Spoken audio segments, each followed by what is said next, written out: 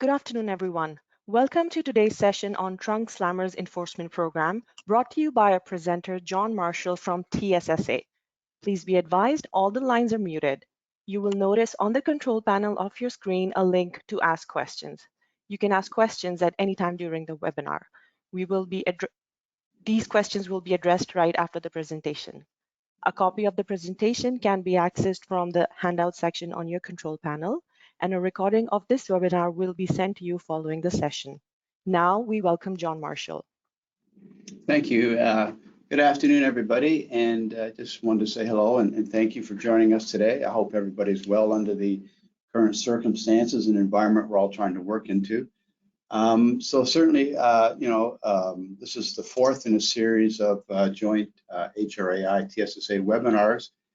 And so for today's discussion, I will be focusing on a new initiative by TSSA to address fraudulent workers. March is Fraud Prevention Month, so we thought that would be a good topic to have for this particular webinar. So our agenda for today would be to focus on this new initiative, provide you with some information on some of our activities and enforcement actions, and then provide some time for a Q&A at the end. So we are calling this new, but I just wanted to emphasize that TSSA has conducted enforcement action in this area in the past when information was available to allow TSSA to proceed. So for now, it's just we're having a heightened awareness in this particular area. So today, I'll just look at some of the definitions on contractors and certificate holders and some of the regulatory requirements. Talk about certification requirements, obligations, and rights, and then we'll spend a few minutes looking at the program objectives and some of the strategic tactics that TSSA has put in place to drive this program forward. And then, as always, we'll have some time at the end for some questions and answers at the end. So next slide, please. So let me just start with a couple of definitions so that we're more or less all on the same page in terms of who's impacted and who we're talking about here. So contractor means a person who carries on in whole or in part the business of installing, removing, repairing, altering, or servicing appliances, and includes the person or agent of the person who agrees to install, remove, repair, alter, or service appliances sold or leased by the program. Registration, or the requirement for registration of a contractor.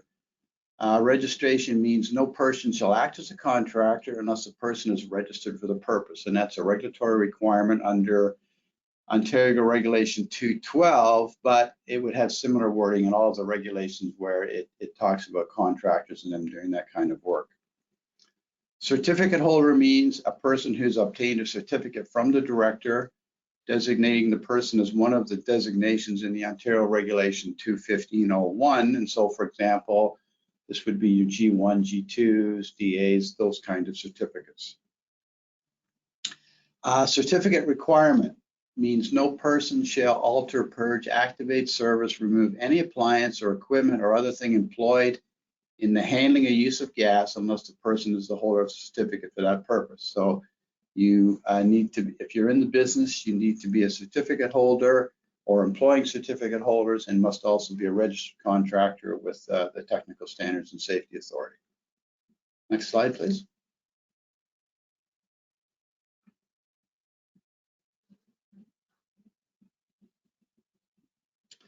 So I'll just spend a few minutes here and we'll talk about certification requirements. To obtain a gas technician certificate issued under 215, the regulation I just mentioned, the candidate must successfully complete a TSSA accredited training program, which includes both in-class theoretical and hands-on practical components.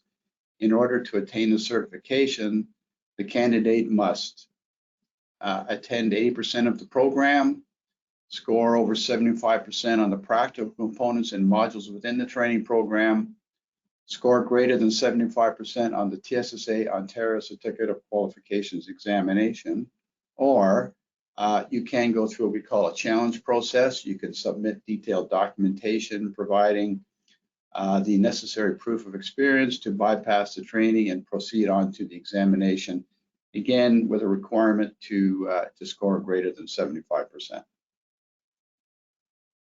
Slide, please.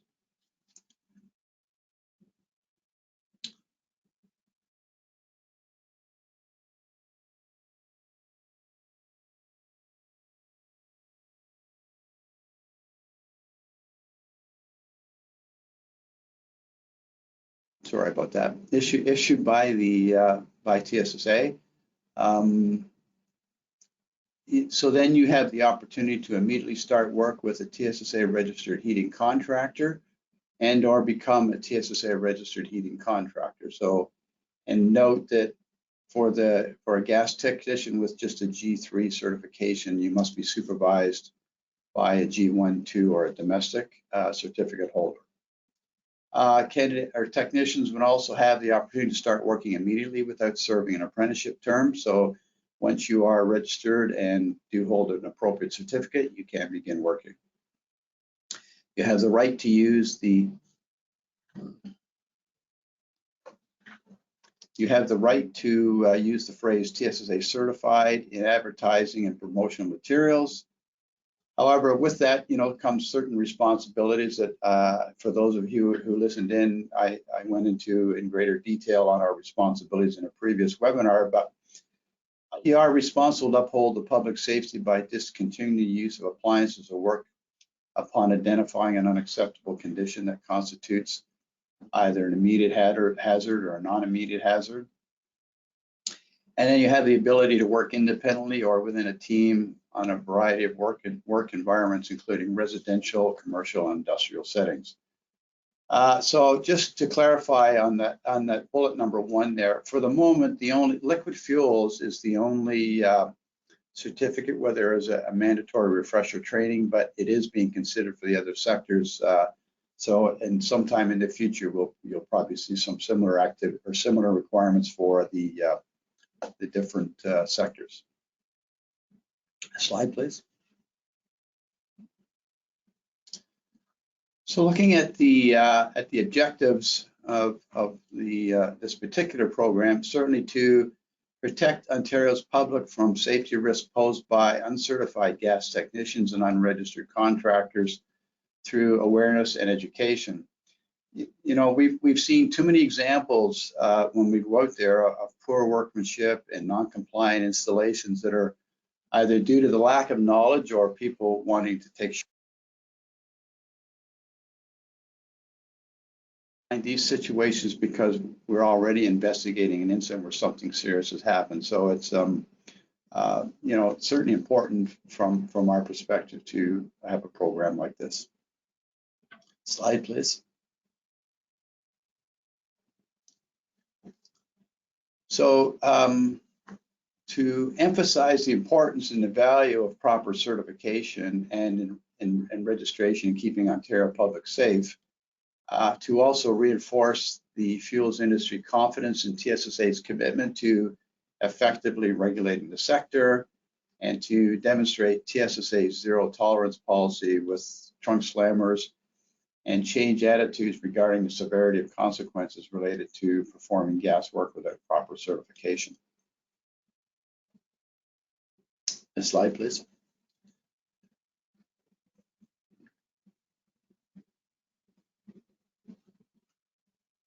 So, trunk slammers is, I guess, a bit of a slang term that we hear used in the HVAC industry, but it really does refer to the unlicensed and non-registered contractors out there. But uncertified technicians and unregistered contractors that aren't certified by TSSA creates some issues in that their work on furnaces and other floor burning equipment is not subject to TSSA audits for compliance with safety requirements. Their knowledge and competency and qualifications can't really be validated by us. And certainly they don't receive any of the updates on the safety information and training that gets out from time to time. So for those of you who may not be aware, that you can subscribe on TSSA's website to get safety information and information that we do put out there. And as finally, I guess there's no assurance that they will comply with the safety regulations, as in that they are already operating without being properly registered or certified. So why now? Well, as I said, TSSA has always pursued these types of operators when we had sufficient information to proceed to a prosecution or other enforcement action. But improper installations and poor work are the major contributing factors to the fuels and CO related issues we're seeing in people's homes. And that's why it's imperative that the public know how to protect themselves, as fuel safety is a shared responsibility between TSSA, the industry, and the people of Ontario. Our enforcement action is just one of several ways that TSSA is enforcing or taking action this year to bolster consumer confidence and strengthen protections for the people of Ontario. So, as I said, we have pursued these when we've had sufficient evidence to allow us to do that. TSSA is shifting our focus somewhat. In the past, where we've treated compliance as binary, you either are or you aren't compliant, we're now shifting and focusing more on the high-risk areas and activities more than ever. And certainly an issue like this with uncertified and unregistered fits into that category. As well, a couple of the other areas that TSSA is taking a look at. Some of you may have heard either through chapter meetings or in the previous webinar that Sandra Cook did for us that we are shifting focus in some of our programs, like the contractor audit program is shifting to a more of a demonstrating your ability to fulfill the obligations under the regulation. And we're also looking to, although it's on hold pending the what's going on with the COVID situation right now, introducing a fuel or distributor audit in the near future. Slide, please. So, why is this campaign important now? And so I'm going to take a few minutes and go through some of these. So certainly the first is that the three of the top 5 areas of concern at TSSA are related to fuels, and these have been reported in our annual state of safety report. But certainly CO risks in apartments and condominiums, fuels risk in private dwellings, and fuel risk in schools are the 3 of the top 5 concerns that the TSA is concerned about. Also, improper or inadequate installations and poor work have been identified as major contributing factors to the risks in these areas. And even at the chapter meetings and other conversations we've had, concern expressed by the HRAI membership about the concern and perhaps even the frustration that they're faced with. How do we better target the non-compliant out there and not have those who are doing the proper things being kind of unduly penalized for that? So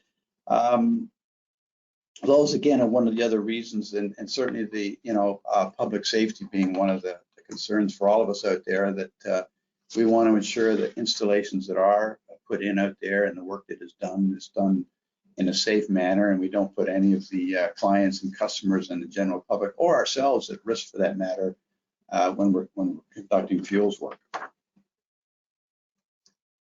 Slide, please. So I'll just take a minute or two, and I'll go through some of the details of the campaign and talk about some of the strategy tactics that we've put in place here at TSSA to move this program forward, and then also address a little bit of the social media feedback that we've received so far on this particular one. So the next few slides will kind of take us through some of the tactics that we're using here at TSSA to focus on this particular area. So first one is to align the TSSA's Trunk Slammer enforcement program with Fraud Prevention Month, and so we've done that. And looking to collaborate with other organizations on the Trunk Slammer enforcement program, to get the message to the larger audience, provide partner organizations with a list of the social media posts, And then find out how we can help each organization with their respective campaigns to kind of move something like this forward. TSSA has also become part of the National Fraud Protection Forum for 2020. Again, looking to share the message and get that word out there.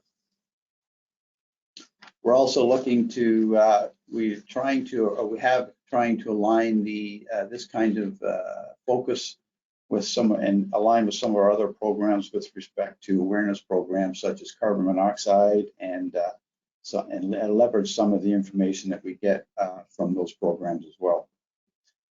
We will be preparing a press release and distribute that to the newswire about the fuels related publications and associations, and to the TSSA website subscribers. So as I mentioned earlier, please feel free to subscribe and get those notifications as they come up.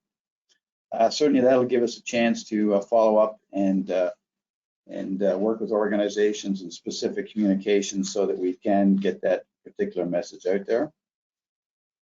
We're looking to create a page on our website dedicated to the Trunk Slammer program, and in addition to public awareness information and posting our press release. And then we'll publish series of stories from Ontario's where the safety has been put at risk by uncertified contractors and registered. And you will have seen some of that already on our website.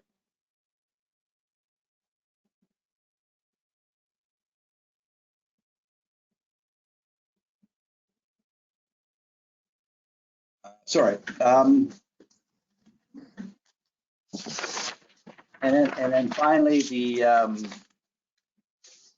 developing some complementary social media campaign, and then gradually release content from dedicated web page for discussion, and then also share any external media that arises from the program. So those are some of the tactics that we will be employing over the next little while.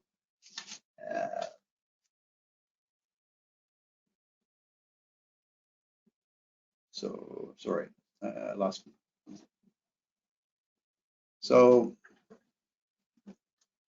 that wraps up. So that's the tactics that we're going to put in place for now. Certainly, one of them would be to use the webinar series to put this program forward, and so we're completing that today.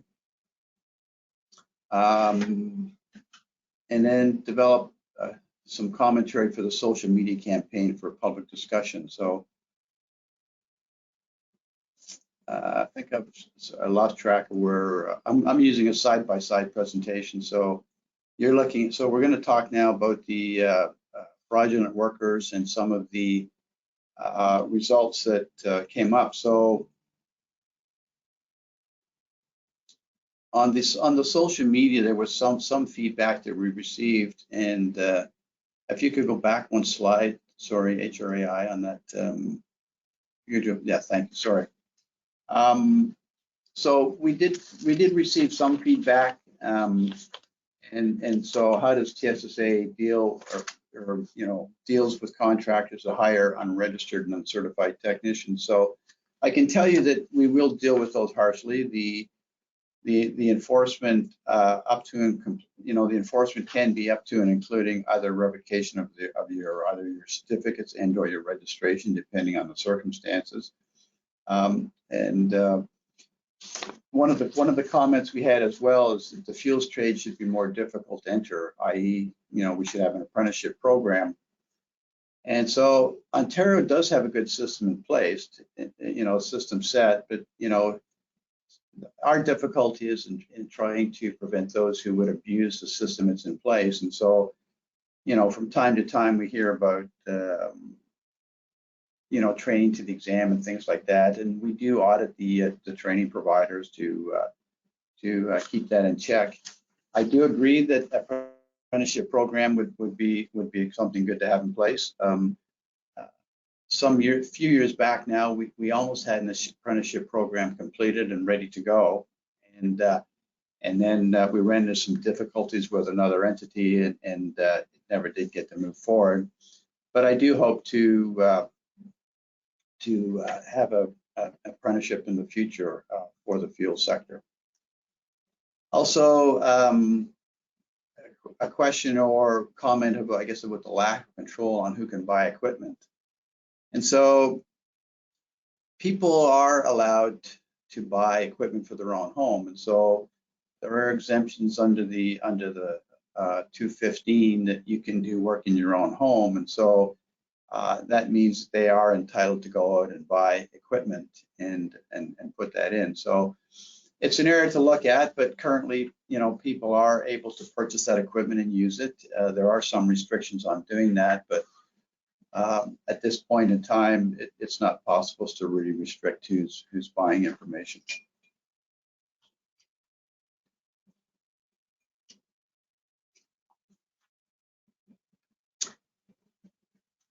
The next slide, please. So the next one is to just give you a sense of the, what we have done, either working on now or have done in the past. Certainly, we have either prosecuted or have before the courts right now 5 organizations that are falling into this category. We have 17 more that are under investigation right now, and we have convicted 15 or more in the past with regards to working with uncertified technicians or not being registered with TSSA. So that this will give you a bit of a sense of the focus that TSSA has had on this activity.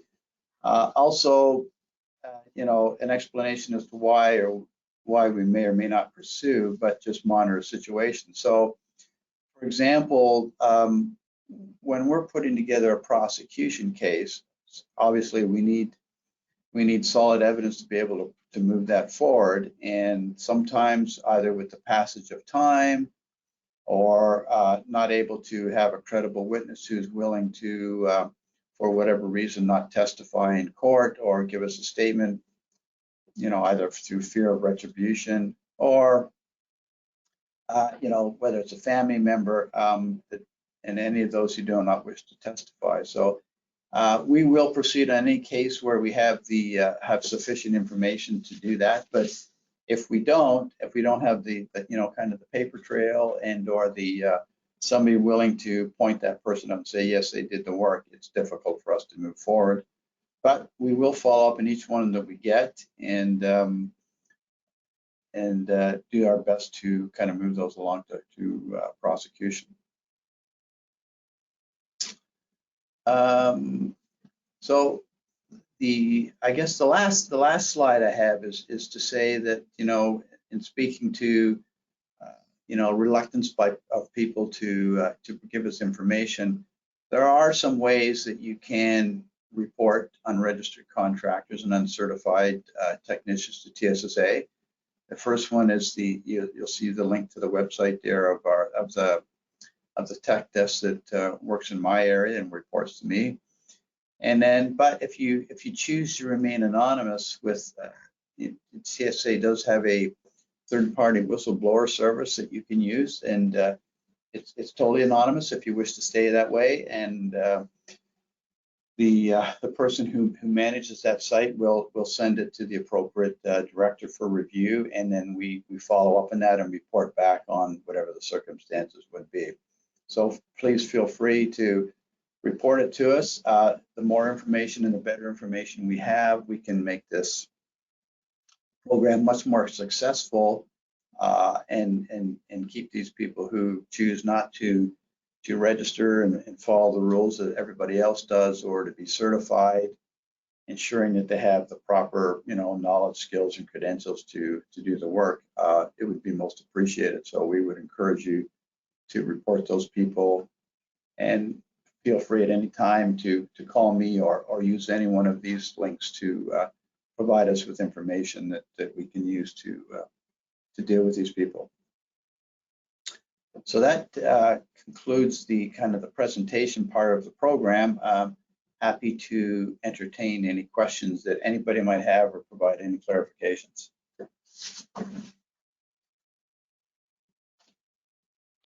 So yes, John, I have a couple of questions. One question is, If a trunk slammer is prosecuted and convicted, what is the fine?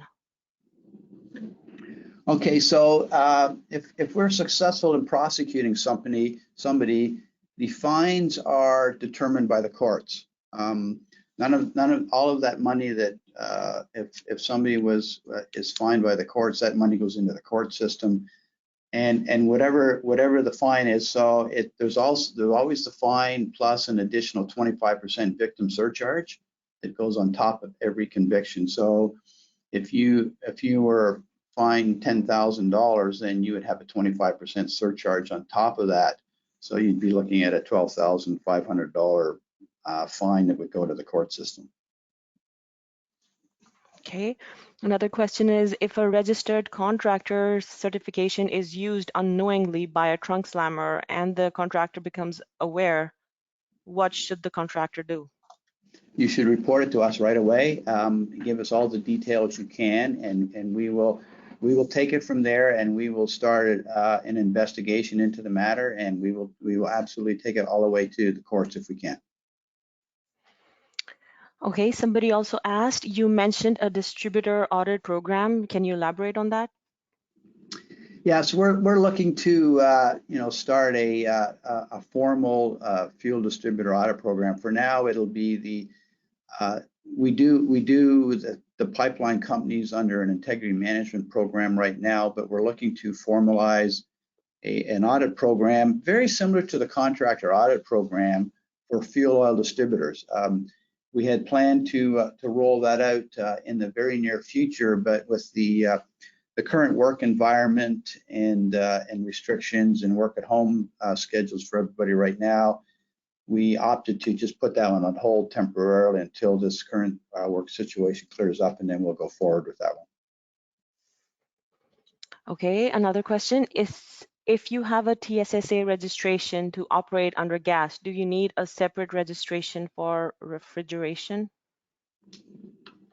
I don't. TSSA doesn't regulate the refrigeration industry, so what I would say is that you need to have registration and certification for working in fuels. And so if you're working, if you're doing all manner of work, large and small, then you need to be registered and have a G1 yourself or have a G1 on staff. If you're doing smaller work, you could get by with a G2, but you need to have the appropriate certification. Okay, well, another question is, hang on. How are whistleblowers protected if reports are made through email? Email isn't a secure method of communication. Could there be a link that TSSA could put on the website where whistleblowers could send the report to? Yes, if you go to, if you can go back a slide, please. Go back to my last presentation slide. Okay, hold on. If you can. So well, I can't use my mouse to highlight it, but if the one that says remain anonymous, the bottom link, if you go to tssa@integritycounts.ca, that is a totally anonymous. If you choose to be anonymous, that's absolutely okay. And what happens is that the interface wouldn't allow me to see who's actually giving me the information. But what it does with the details, I then take that and initiate an investigation, and then I have a section in there where I can report back to the reporter and let them know what I found out, and perhaps won't necessarily always be able to tell you what action I'm taking, but I can tell you that we've dealt with it, and to the extent that I can, I will share that information, and all of that can remain totally anonymous, so I don't even know who you are. Okay, thank you. One more question. Yes. So G3 license holders are required supervision. Is this meant that they can get direct or indirect supervision via cell phone? Well, we always say that I'd have to check and see what I can't recall if a G3 needs direct or general supervision, but direct supervision would mean they're on the job, and general would mean that they have somebody available by a phone call to provide them support or the advice they need. Okay, what is being done to regulate the suppliers of furnaces and heating, the supplies of furnaces and heating equipment? Not quite sure what the context of that question is. Certainly, we're all nobody's allowed to sell anything that's not certified or approved in the province of Ontario. If that's the gist of the question, then there would be a requirement for that. And if we found that somebody was selling, and we have from time to time selling uncertified, unapproved equipment, we would initiate enforcement action on that particular company. Okay. Do you have boots on the ground in different areas looking for guys that are not licensed? Yes, I have 57 inspectors across the province of Ontario that are on the lookout for those and are available to follow up on any information that's supplied to us. I would hope that, boots on the ground are all the people listening in on this webinar who would be willing to share information with me. Certainly I know that in the province of Ontario in fuels, I have 8,000 contractors. That's a lot of boots on the ground, and I would certainly encourage any of you to report any information to me that you can that's information that's solid, paper trails and things like that we can follow up on that, and certainly we'd be happy to do that. Okay. Thank you. Can experienced licensed technicians who carried a valid certificate do installations and service at their own home if they're not working under a registered contractor, or are they not registered themselves? Yes, if they're just doing work in their own home and not performing work on behalf of somebody else, that's quite all right. They don't have to be registered. Okay. And last question is, how do I put forth my company as one who aligns with TSSA? What would this relationship look like? Well, you certainly can, advertise that you are a TSSA, registered contractor. I just remind everybody that we don't allow anybody to use the logo, but you can certainly put, TSSA registered contractor, and we do have a list on our website of the registered contractors that people can search for. So you can look at that and make sure we do have you captured there. If you haven't, we'd be certainly happy to add anybody that we haven't captured. Okay. We've covered all of the questions. Please do note that the presentation and the recording will be available after the session ends. And with that, I would like to thank you everyone for joining us. We hope you enjoyed today's session. Please be sure to participate in the survey that will appear on your screen after the session. And with that, have a nice day, everyone. And thank you so much, John. My pleasure. Thank you. Thanks for everybody for listening.